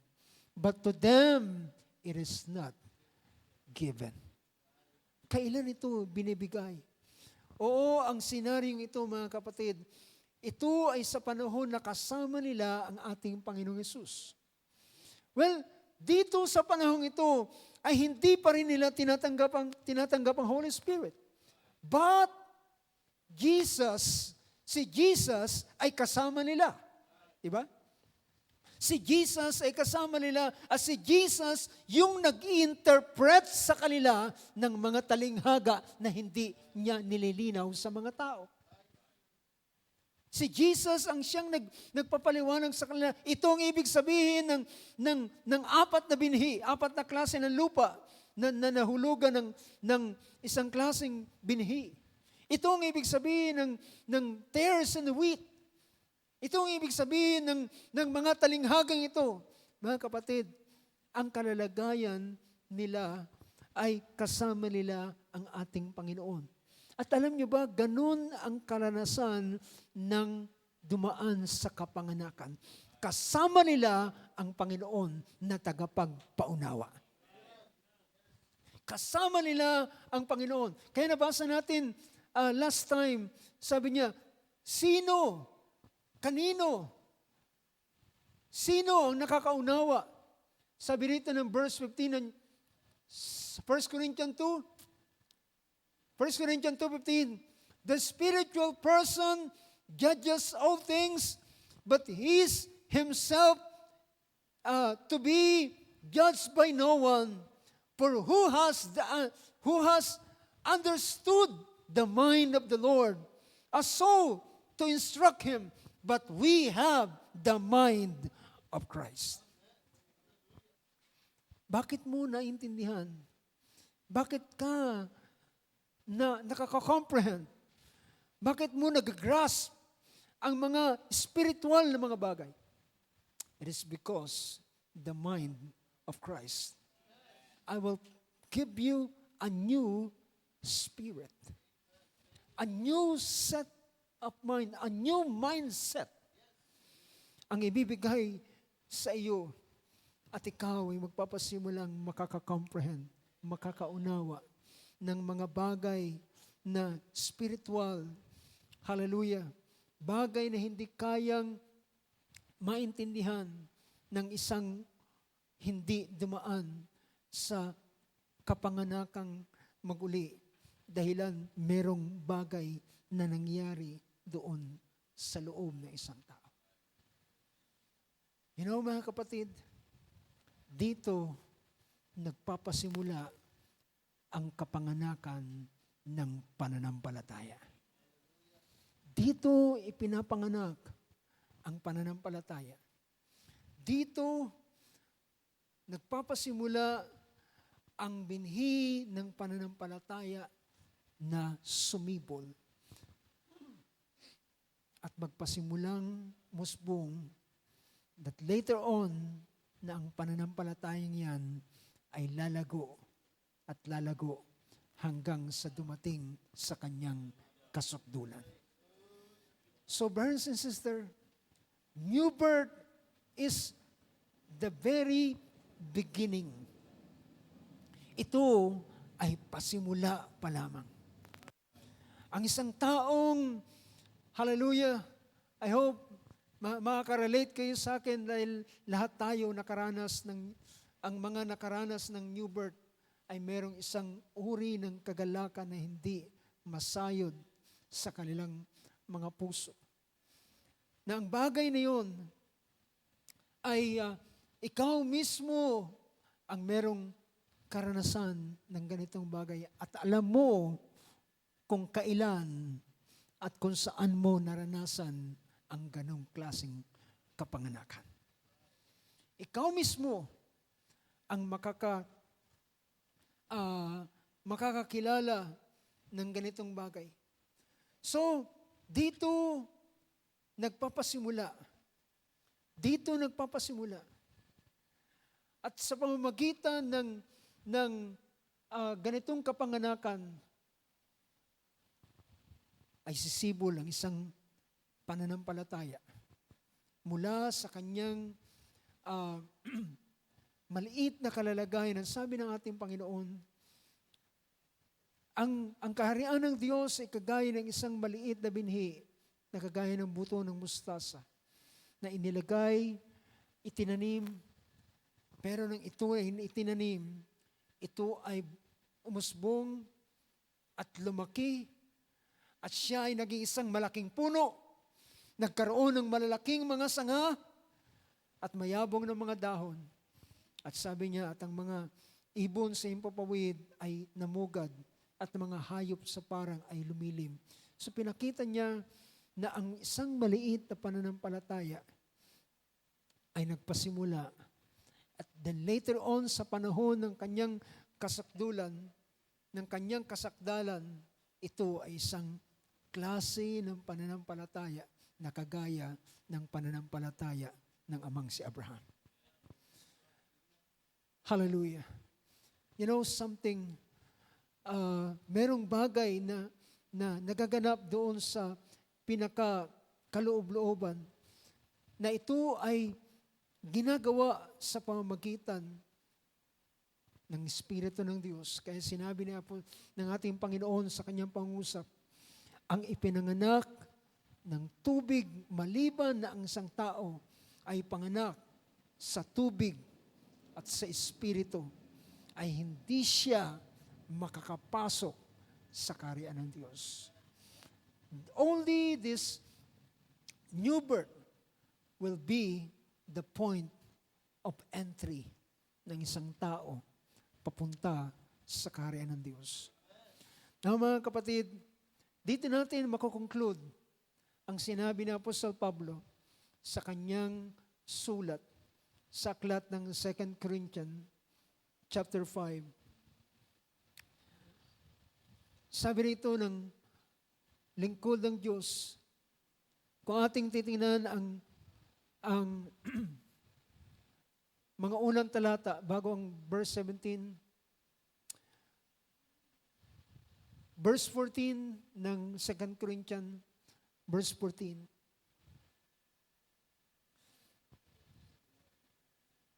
Sabi rito, for the love of Christ constraineth us, because we thus judge.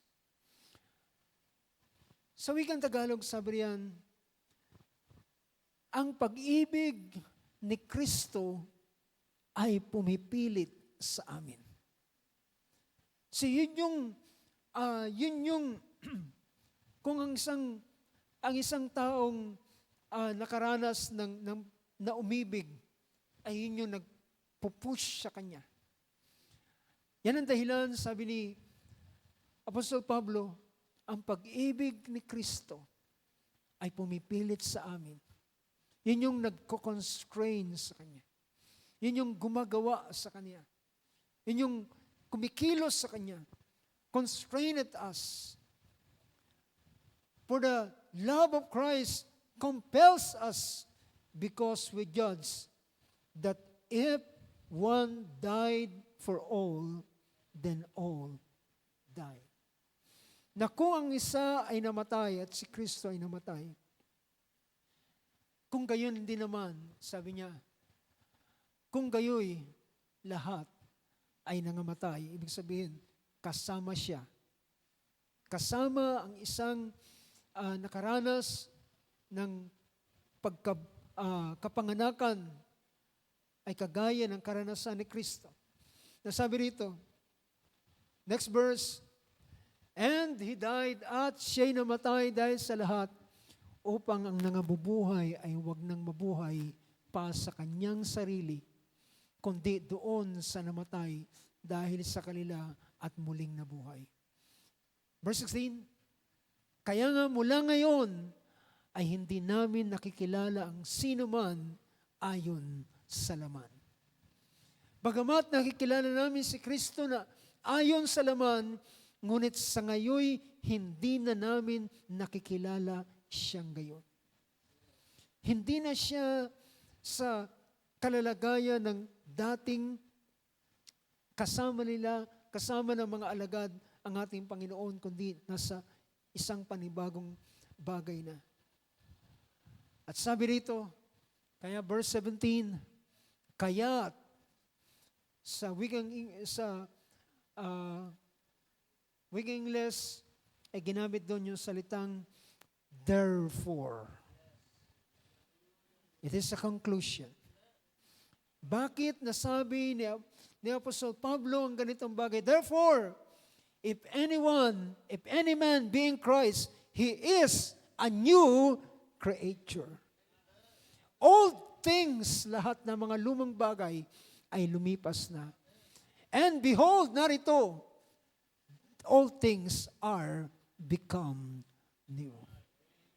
Narito, ang mga bagong bagay ay dumarating.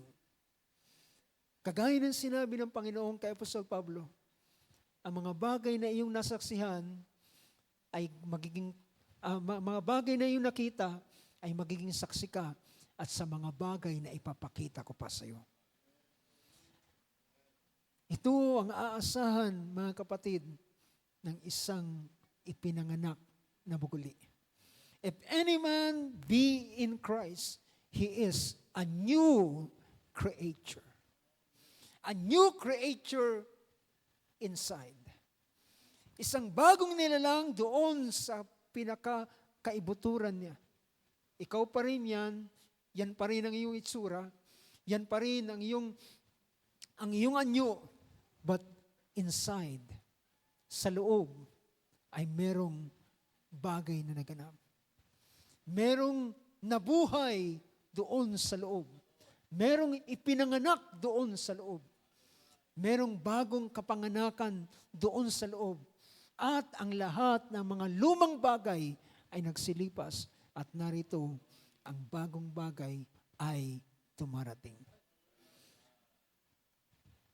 A new sets of mind, a new perspective.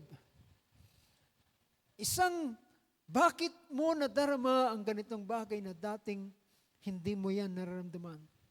Bakit ka nagkakaroon ng kung anong pagmamahal sa Diyos, sa salita ng Diyos, at sa gawain ng Diyos, sa kalooban ng Diyos? Bakit ka nagkakaroon ng ganitong bagay? Ito'y dahilan, merong naganap doon sa loob. Merong kapanganakan doon sa loob. At tanging ito lamang is the only way para ang isang tao ay makapasok sa kaharian ng Diyos. At pagkatapos na siya ay makapasok, then ang naranasan mo ay meron pang masigit na bagay kapag ikaw ay nasa loob na ng kaharian ng Diyos. Praise God.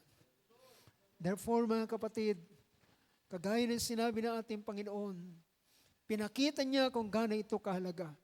Verily, verily, I say unto you, unless, except, maliban, there's no other option. Hallelujah. At ngayon, maintindihan natin kung bakit ganun tayo. Ang isang talata na sinabi ni Apostol Pablo, sabi niya, ang pag-ibig ng Diyos ay nabubuhos sa ating mga puso. Sa kanyang pangungusap na ganito. It's just Romans chapter 5. Sabi rito ng Romans 5, verse 5,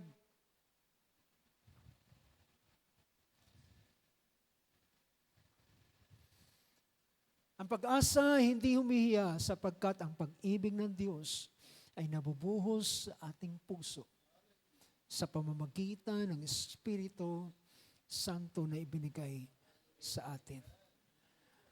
Brothers and sisters,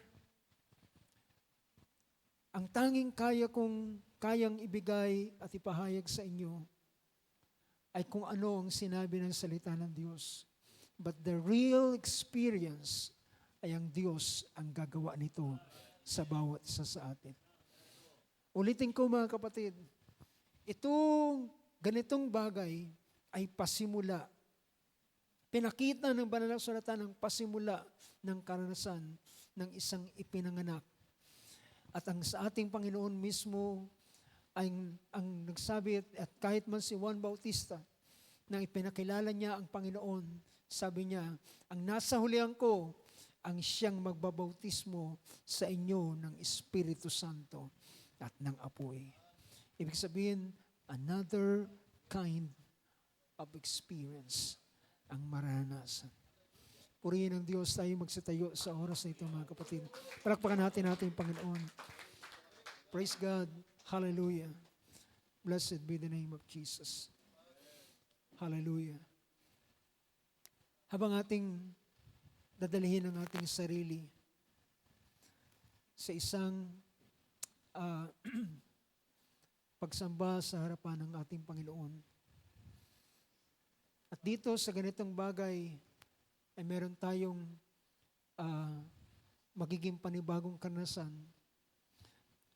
Kumarin nating awitin ng isang awit na, have thine own way, Lord. Have thine own way. Ang ating Panginoon, ang sabi ng awit na yan, siya ang magpapalayo. Siyang humuhubog. Siyang nag-aanyo.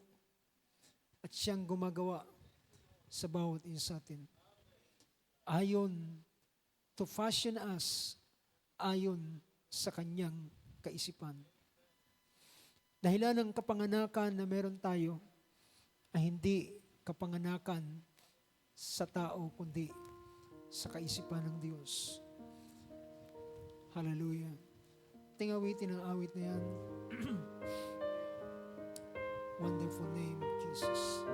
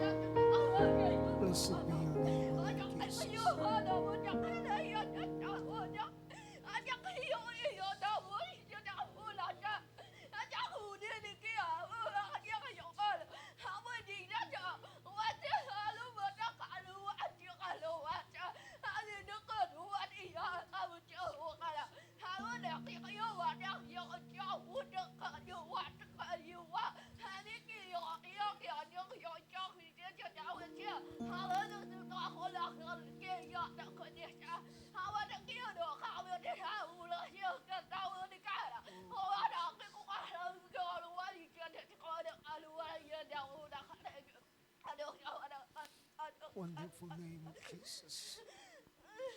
Wonderful name of the Lord. Yes, hallelujah. Tanging bagay na pwede nating gawin ay marinig ang mga salita ng Diyos. Marinig kung ano ang pwedeng maranasan ng isang ipinanganak. Ngunit paano ito maranasan ay wala na ito sa kamay ng sino man. Ito'y nasa kanyang kamay na siyang Holy Ghost baptizer. Siya na nagpapatunay ng kanyang mga salita. Hallelujah. Praise God. Sa oras na ito tayo dumulog sa isang panalangin. Hallelujah.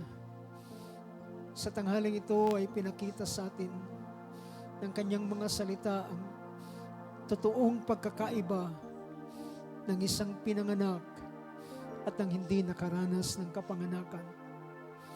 Tunay na merong pagkakaiba, hindi sa pananamit, hindi sa mga anumang gawi lamang, kundi doon sa kaibuturan ng kanilang puso.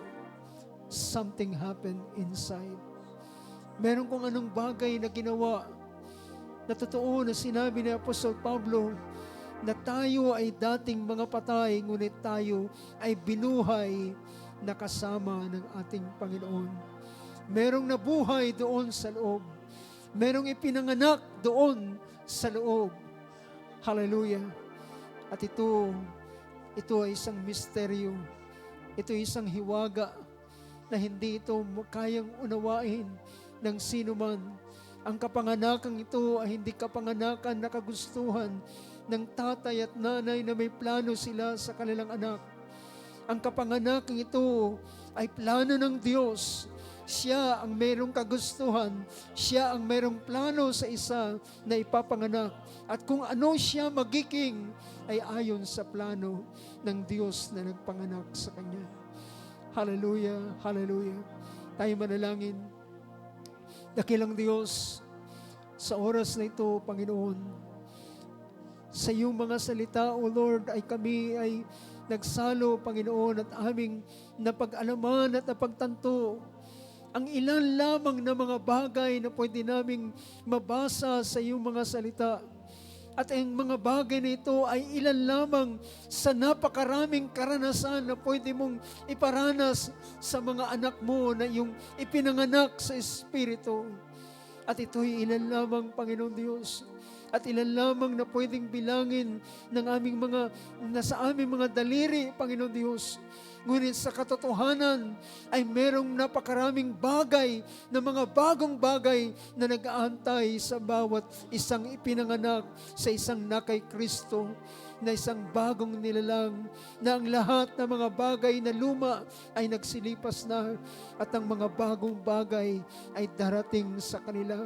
O Panginoong Diyos, hallelujah, ang aking dalangin, Panginoon, sa oras na ito, at sa bawat isa ng kanilang mga puso ay nauuhaw at nagnanasa na meron mga bagay na maranasan na iyong ipinangako na pwede pa naming maranasan ayon sa iyong mga salita, na maaring hindi rin namin nalalaman pa ang bagay na iyon, na hindi pumasok sa pag-isip, hindi nakita ng mata, hindi pumasok sa puso ng sino man ang mga bagay na iyong inilaan sa mga nagsisiibig sa iyo. O Panginoong Diyos, ang aking dalangin sa tanghaling ito, Ikaw ang magparanas sa bawat isa. Ikaw ang magdala ng bagong karanasan sa iyong mga anak sa uling araw nito. At sila na hindi pa nakakaranas, Panginoon, ng bagong karanasan, ay bayaan mo Ikaw ang gumawa sa kanilang buhay. Hallelujah! Hindi lamang sa lugar na ito, kundi saan man sila naroon, ay gumawa ka, Panginoon. Sa bahay man o saan man sila, ay meron kang nais na gawin, Panginoon, sa bawat isa. O Lord, hallelujah, tinatawagan ka namin, Ikaw na siyang Panginoon, na siyang Holy Ghost Baptizer. Hallelujah, siyang magbautismo sa bawat isa na yung mga anak ko, Diyos, na ang iyong Espiritu ay makagawa ng lubusan sa bawat isa sa kanila, Panginoon. Lord, maraming salamat sa iyong mga salita. At Lord God, hallelujah, hindi namin masasabi na ito na ang lahat. Ito ay ilan lamang sa mga bagay na aming nakita sa iyong mga salita. At meron pang mga bagay na nag-aantay sa iyong mga anak, Lord. Hallelujah. I pray, Lord God, ang iyong biyaya ay patuloy na sumagana. Hallelujah. Ang virtue ng forgiveness na yung binigay sa bawat isa amin ay patuloy itong gagawa sa iyong mga anak, Panginoong Diyos. Hallelujah. Sa isang panibago pa at higit pang mga karanasan na pwedeng maranasan. Lord, I pray for my brothers. I pray for my sisters, Lord God.